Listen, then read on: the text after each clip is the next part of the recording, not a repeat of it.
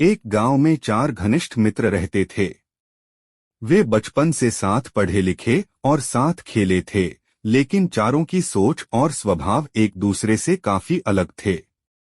इनमें से 3 मित्र अत्यंत विद्वान थे। उन्होंने बड़े बड़े ग्रंथ पढ़े थे, शास्त्रों और विज्ञान का गहरा ज्ञान रखते थे।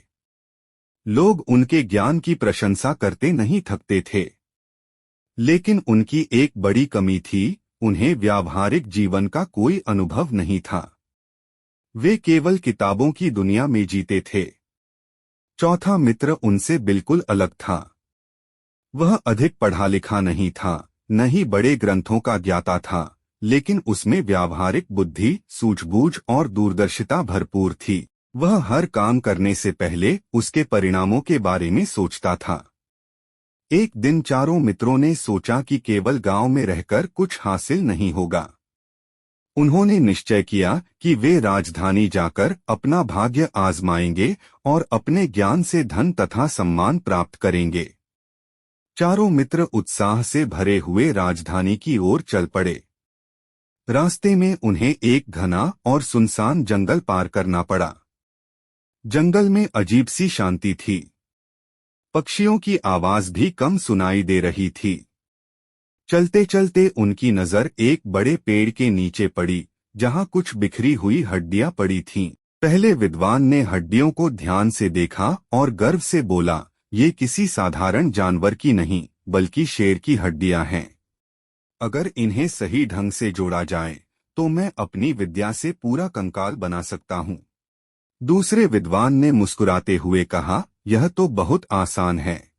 जब कंकाल बन जाएगा, तब मैं अपने ज्ञान से उसमें मांस चढ़ा सकता हूँ, रक्त भर सकता हूँ और उसे खाल से ढक सकता हूँ। तीसरे विद्वान ने और भी गर्व के साथ कहा, तुम दोनों चिंता मत करो। मैं अपनी विद्या से इस निर्जीव शरीर में प्राण फूंक सकता हूँ और शेर को जीवित कर सकता हूँ। उनकी बातें सुनकर चौथा मित्र चिंतित हो गया। उसने बहुत शांत स्वर में कहा, मित्रों, मेरी बात बुरी न मानो। शेर को जीवित करना अत्यंत खतरनाक हो सकता है। अगर वह जीवित हो गया, तो हमारी जान को खतरा हो सकता है। हमें यह काम नहीं करना चाहिए। लेकिन उसके शब्दों का उन तीनों पर कोई प्रभाव नहीं पड़ा। पहले विद्वान ने क्रोधित होकर कहा, अरे, यह तो मूर्ख है। इसे हमारे ज्ञान की समझ ही नहीं है। यह हमसे ईर्ष्या करता है। दूसरे और तीसरे विद्वान ने भी उसका समर्थन किया और उसकी बातों का मजाक उड़ाया। चौथा मित्र समझ गया कि ये लोग नहीं मानेंगे।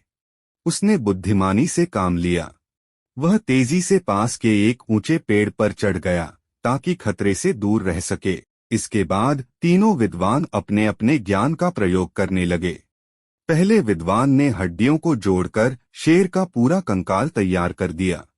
दूसरे विद्वान ने कंकाल पर मांस चढ़ाया, रक्त भरा और उसे खाल से ढक दिया। अब वह बिल्कुल असली शेर जैसा दिखने लगा। अंत में तीसरे विद्वान ने मंत्रों और विद्या का प्रयोग किया और उस निर्जीव शरीर में प्राण डाल दिए। जैसे ही शेर जीवित हुआ, वह जोर से दहाड़ा। उसकी दहाड़ से पूरा जंगल गूंज उठा। अगले ही पल वह शेर तीनों विद्वानों पर टूट पड़ा।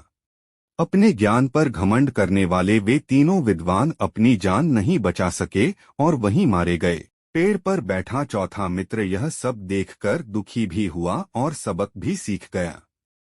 उसकी व्यावहारिक बुद्धि और सूझबूझ के कारण उसकी जान बच गई। कहानी से शिक्षा, केवल पुस्तक ज्ञान ही पर्याप्त नहीं होता।